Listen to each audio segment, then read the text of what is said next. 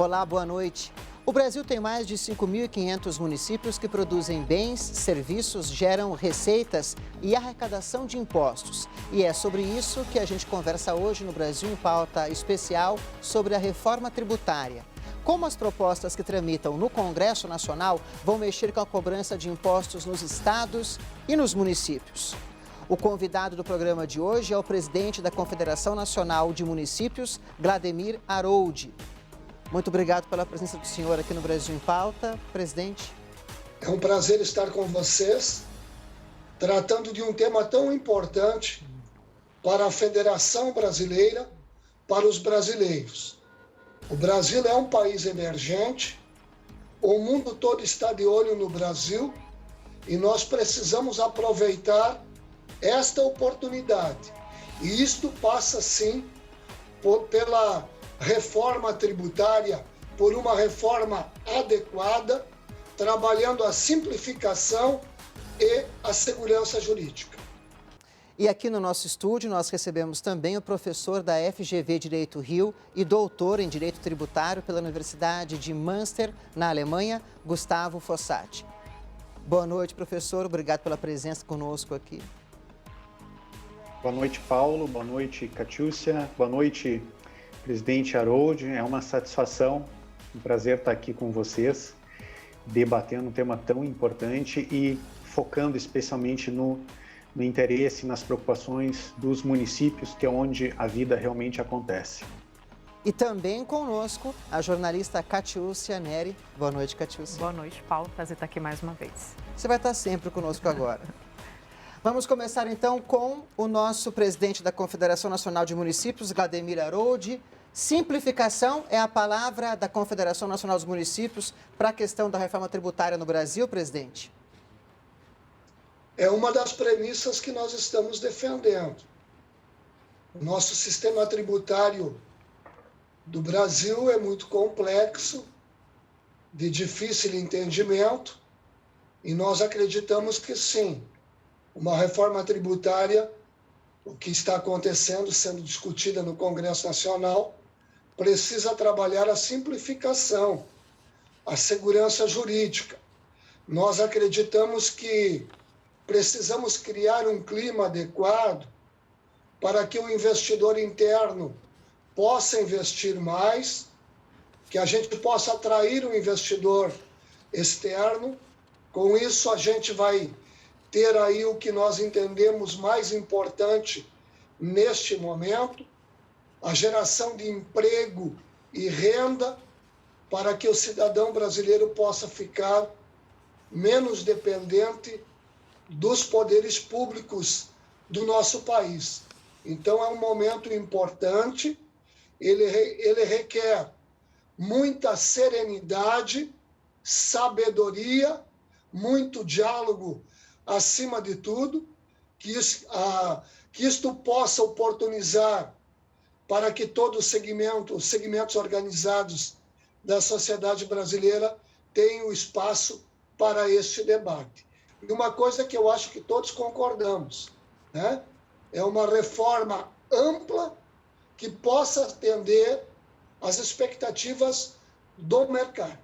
Vamos agora com o professor Gustavo Fossati, porque o professor ele tem um livro, ele escreveu um livro que se chama Constituição Tributária Comentada, uma análise jurisprudencial prática e resolutiva. Pegando esse gancho que o Harold falou, dessa simplificação, quando a gente pensa hoje na carga tributária, na forma que são cobrados os tributos no Brasil, existe muito problema, isso acaba indo para a justiça. Essa reforma tributária que está posta na mesa, são 3 propostas, 2 PECs e um projeto de lei, poderia resolver, simplificar de verdade, diminuir as questões judiciais que acontecem hoje com os tributos? A gente trata de algumas questões, né, relativas a esse tema no nosso livro, mas em resumo, sim. O objetivo maior da simplificação, ele vai trazer consigo a redução dos litígios, tanto administrativos como judiciais. É claro que a gente tem que dosar um pouco as nossas expectativas. Vai haver uma fase de transição entre o regime antigo e o regime novo, ou o sistema antigo e o sistema novo, em que ainda vai haver algumas discussões judiciais. Isso é inevitável. Mas, aos pouquinhos, Essa nova ordem tributária constitucional, ela vai se acomodando e sim, a tendência é as discussões, os processos irem diminuindo aos poucos. De todo modo, há estudos, tanto nacionais como internacionais, que confirmam, e não há mais dúvidas com relação a isso, de que a simplificação é algo necessário também para reduzir, então, os litígios tributários, não só isso, para reduzir os custos de compliance fiscal das empresas e as despesas das administrações tributárias. Então, veja, em paralelo, a redução dos litígios tributários tem duas preocupações muito grandes, muito significativas, que envolvem muito dinheiro, seja no âmbito empresarial, seja no âmbito da administração pública, e que vão ser consequências positivas desse ideal de simplificação. Só para a gente entender, só complementar minha pergunta, Claro. professor, por que existem tantas causas judiciais hoje quando o assunto são os tributos? Ótima pergunta. Uma das causas é a repartição das competências tributárias que a gente tem na Constituição Federal. Em outras palavras, nós temos esse pilar da tributação do consumo dividido em União, fica com I, estados fica com ICMS, municípios fica com ISS, sem falar de PIS e COFINS sobre a receita, certo? Essa repartição de competências tributárias do consumo não é comum nos países desenvolvidos e nos países membros da OCDE, os quais têm essa tributação do consumo sob a forma de um imposto só. Então, em resumo, só o fato de nós termos, no mínimo, esses 3 impostos em vez de um, e cada um desses impostos sob a competência de um ente federativo diferente, isso automaticamente já leva a brigas, a disputas ou a chamada guerra fiscal. E isso abarrota os tribunais. Eu mesmo, enquanto advogado, tenho dezenas ou quase centenas de processos que, no fundo, estão discutindo essa esquizofrenia tributária em virtude dessa repartição das competências tributárias, o que há muito tempo já foi resolvido em países desenvolvidos. Por exemplo, no âmbito da União Europeia, dos países membros da União Europeia, essa questão já está resolvida desde 1968. Lembrando, até o professor pode me corrigir, que essa disputa judicial gira em torno de R$ 1,5 trilhão de reais no Brasil hoje, se eu não me engano, por ano. Eu acho que é isso, né, professor? Em torno disso, e veja bem, né, boa parte desse valor decorre por nós ainda não termos um IVA. Porque se a gente tivesse um IVA único de base ampla, a arrecadação seria uma só, e no momento posterior a gente trabalharia tecnicamente e matematicamente a repartição dessa receita entre os entes federativos. E veja, essa é uma pergunta secundária, porque a pergunta primária é: queremos ainda ter 3 impostos sobre o consumo, de forma altamente complexa, ou queremos ter um único imposto unificado de forma simplificada? Vamos aproveitar para perguntar isso. Aí a gente pode isso, até né? perguntar isso para o presidente da Confederação Nacional dos Municípios. A simplificação seria o quê? Ter um imposto único, presidente? Simplificação com um imposto único e com a participação dos 3 entes da Federação Brasileira. Nós discordamos do dual. Nós queremos incluir União, Estados e municípios. Até porque há um entendimento que nós não concordamos de que apenas o ISS é o imposto municipal. Não. O ICMS também é um imposto municipal. A Constituição de 88, ela apenas deu a competência para os estados arrecadarem o imposto. Mas essa mesma Constituição de 88, ela estabeleceu que 25% do ICMS pertencem aos municípios. Então, o ICMS também é um imposto municipal. A mesma lógica serve para o IPI. A Constituição estabeleceu a competência da arrecadação para a União, mas a mesma Constituição estabeleceu que 24,5% deste imposto arrecadado pela União pertencem aos municípios, que são distribuídos através do Fundo de Participação dos Municípios. Então, o imposto dual, apenas levando em conta o PIS, o COFINS, o IPI e o ISS, ele não é legal porque ele não possibilita a discussão, o controle, a administração com a participação dos municípios brasileiros e estariam sendo discutidos apenas pela União, pelos estados e pelos estados.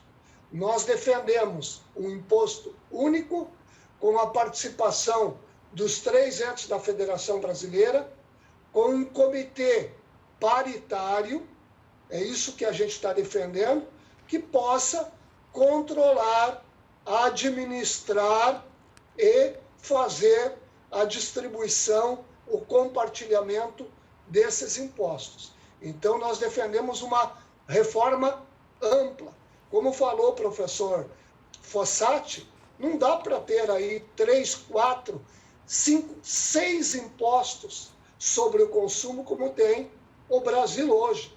E a Catiúcia falou também, uma demanda judicial é 70%, hoje nós chegamos a um valor de 70% do PIB nacional. Quanto foi o PIB nacional no ano passado? 6 trilhões de reais. Não é possível. Alguma coisa não está funcionando, ou muita coisa não está funcionando. O Brasil precisa de uma reforma tributária adequada, sim. E nós vamos para um breve intervalo. Daqui a pouco voltamos com essa discussão aqui, que tem muitos aspectos, né, Catiúcia? Não saia daí, o Brasil em Pauta, especial Reforma Tributária, volta em instantes.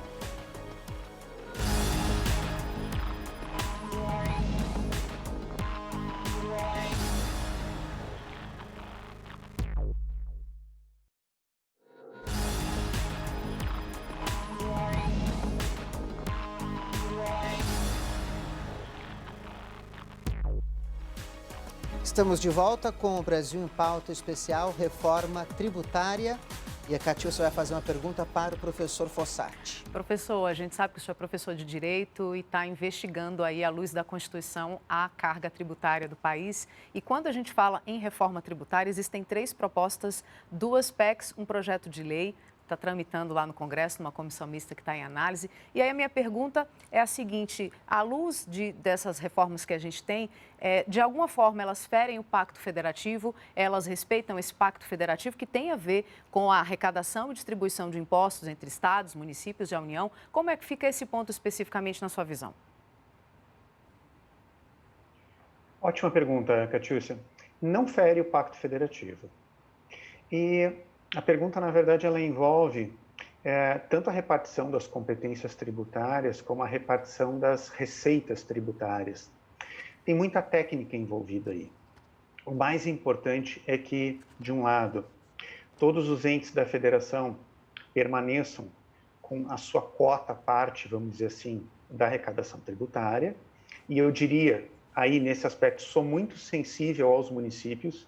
Eu sou um defensor de que os municípios têm que receber uma cota à parte maior, e a gente tem várias formas de fazer isso.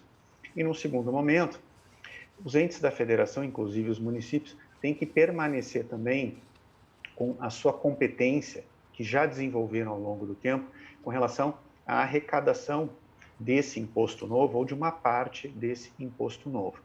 Agora, veja, de uma forma ou de outra, e a gente pode discutir várias alternativas, várias técnicas, o mais importante é a gente realmente ter essa clareza. Qualquer uma dessas reformas tributárias ou propostas, elas não vão ferir o Pacto Federativo. Sendo a aprovação de uma PEC ou de outra, ou em uma fase, 2 ou 3, os entes da federação, eles, em alguma medida, vão manter alguma competência e vão manter a sua arrecadação. Isso é o mais importante. Agora, a grande discussão é sobre a pergunta como. Como a gente vai fazer isso?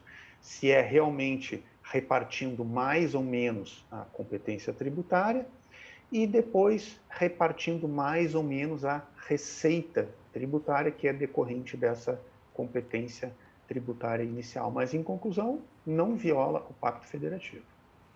Ainda pegando, posso aproveitar, Claro. Paulo, só para pegar o gancho aqui, para pedir para o Haroldo comentar. Ele reclama muito que os municípios ganharam muitas competências ao longo dos anos, mas que não receberam as receitas para fazerem jus a essa competência. Isso é uma das reclamações. Queria aproveitar para pedir para o senhor comentar já, inclusive, o Pacto Federativo e esse ponto de vista do senhor. Ao longo dos anos, de 88 para cá, voltando à Constituição de 88, mais ou menos bem foi definido as competências e o compartilhamento no bolo tributário. De lá para cá, União e Estados transferiram competências, o que nós chamamos de responsabilidades, e não transferiram na mesma proporção os recursos necessários. Isto nós precisamos e devemos trabalhar para corrigir numa reforma tributária. Até porque o estudo que fizemos, e o professor Fossati sabe muito bem, e é o especialista nesta área, os 50 países mais desenvolvidos do mundo, eles têm como a principal ferramenta para a prestação dos serviços públicos à população brasileira a gestão local. Mas eles valorizam a gestão local, distribuindo um percentual significativo, um percentual que possa fazer com que o gestor dê conta dessas atribuições. Então, isso também pode ser trabalhado na reforma tributária. Agora, o professor Fossati falou muito bem. Isto vai ferir o Pacto Federativo? Não. Este pacto que é posto aí. Agora, nós precisamos regulamentar também o Pacto Federativo de forma adequada. Ele está lá no artigo 23, no parágrafo 1º da Constituição Federal. 32 anos se passaram e este pacto não foi ainda regulamentado. Nós precisamos regulamentar o Pacto Federativo e atribuindo através dele as competências, as responsabilidades de cada ente federado, né? E na reforma tributária, o compartilhamento das receitas proporcionalmente ao que for estabelecido de competências, de responsabilidades no Pacto Federativo. Então, o Brasil tem grandes desafios pela frente. O Pacto Federativo, a regulamentação, a reforma tributária, uma reforma administrativa, e não é sonhar muito, não. Nós precisamos fazer uma reforma política também, né? Para que a gente possa preparar o Brasil, botar ele no caminho do desenvolvimento. E a gente vai desenvolver como? O nosso país trabalhando as desigualdades regionais, econômicas e as desigualdades sociais. Nós temos hoje municípios pobres em estados considerados ricos e temos municípios ricos em estados considerados pobres. Isto não é possível. Nós temos municípios que arrecadam quase R$40 mil ano per capita, né? E temos municípios no mesmo estado da federação que acaba arrecadando R$1.000 ano per capita. Então, a reforma tributária, o Pacto Federativo, a administrativa poderão, né, amenizar, pelo menos, essas distorções todas. Eu queria colocar um pouco de molho aqui na nossa conversa. Existem 3 propostas que estão ali na Comissão Mista do Congresso Nacional. São 2 propostas de emenda à Constituição e o projeto de lei do governo federal. Nessa discussão toda que está ocorrendo, a pergunta serve para os dois, para o presidente e para o professor. Os estados querem a criação de um fundo para compensar perdas. Os municípios reivindicam uma porcentagem maior de um futuro imposto que seja criado. Ou seja, me parece que a reforma tributária ela nunca ocorre no Brasil porque há uma disputa entre os diferentes entes e nunca se chega a um consenso. Isso vai acontecer agora ou vai mudar o panorama? Não custa lembrar os telespectadores aqui do programa de que o Estado é um só e é formado por povo, território e soberania. O fato de nós termos o Estado, República Federativa do Brasil, dividido de forma tripartida ou em 4 entes da federação, União, Estados, Distrito Federal e municípios, não afeta a realidade de que o Estado é um só. Ou seja, nós temos um Brasil só e não 3 Brasis. Tem que ficar muito claro isso, porque seja o representante político da União, representante político do Estado, dos municípios, ele tem que lutar por um país só, por um Estado só. Essa é a grande verdade, deixar bem claro isso, nós temos um Brasil só e não 3 Brasis, certo? Outra coisa, de fato, aqueles que são mais pragmáticos, inclusive eu já ouvi isso de um ex-secretário da Receita Federal, que me disse o seguinte, olha, estamos aí há 30 anos discutindo isso e tentando implementar um IVA único e de base ampla, e até hoje não conseguimos. Ok, há uma série de razões para isso, mas as principais razões são políticas. Então, este é um momento em termos de esforço político, de ônus político, de custo político, de se unir. Agora, eu concordo aqui com o presidente Aroldi no seguinte sentido, volto a dizer, eu sou muito sensível com relação à situação dos municípios. Sendo bem prático, a vida acontece nos municípios. E a Constituição Federal, como o presidente Ben Aroldi colocou, preceitua que os assuntos de interesse local são de competência dos municípios. E, meus amigos, a maioria das questões, dos problemas são de assuntos locais, ou seja, são da competência dos municípios. Então, quem mais vai ter que botar a mão na massa para resolver esse problema são os municípios. E automaticamente, como o presidente Aroldi bem colocou, os municípios vão precisar de mais dinheiro para fazer isso. Vão precisar. Então, de uma forma ou de outra, em sendo aprovado o PEC 45 ou PEC 110, ou uma parte, o melhor dos dois mundos, tem que ficar bem claro isso. Os municípios precisam receber uma fatia maior dessa receita tributária. E eu espero que seja através da unificação dos tributos sobre o consumo em um único tributo, um IVA amplo, de base ampla e da forma mais simplificada possível. Presidente? O professor Fossati, ele toca num ponto extremamente importante nessa discussão da reforma tributária. Nós precisamos de união. Evidentemente que a Confederação precisa defender os interesses dos municípios e nós precisamos de uma fatia maior no bolo tributário, não se tem dúvida disso. Mas nós não podemos olhar a árvore, nós temos que olhar a floresta, nós temos que olhar para o Brasil. E aí precisa a união, o entendimento e a compreensão de todos, né? É o momento de nós colocarmos em prática o mais Brasil, menos Brasília. A oportunidade, né, de nós colocarmos em prática aquilo que o ministro Paulo Guedes tem defendido, né? É inverter a pirâmide, é colocar o recurso aonde há necessidade, aonde as pessoas estão.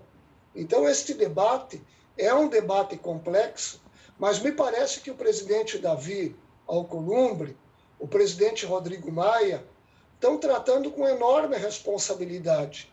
Tanto é que eles implantaram uma comissão mista no Congresso Nacional e estão tentando construir um relatório que possa contemplar a proposta do projeto 3887, que é do governo, e que possa também contemplar tanto a PEC 110 quanto a 45.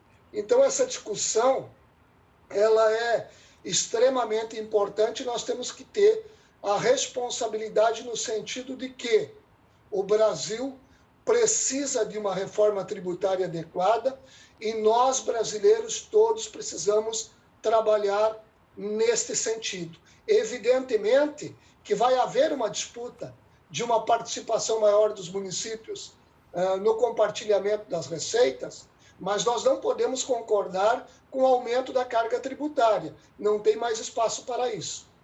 O assunto é muito instigante, o programa passa voando, passa muito rápido. Passa muito rápido. Agradecer porque vocês foram muito didáticos, ao professor também. Eu sei que já acabou, professor, mas fala rapidinho assim. As pessoas também, o cidadão tem que prestar atenção nessa discussão, né? Aproveitando assim a sua didática, bem rapidinho. Perfeito. E de que forma ele pode até prestar mais atenção e participar mais? Seja através das redes sociais, seja através de um contato direto com o seu representante político, com o seu vereador, com o seu prefeito, muitas vezes, seu deputado, e tentar participar, contribuir um pouco mais com relação a isso, mas também defender os interesses de um país que é uno. Eu volto a dizer, o Estado é um só.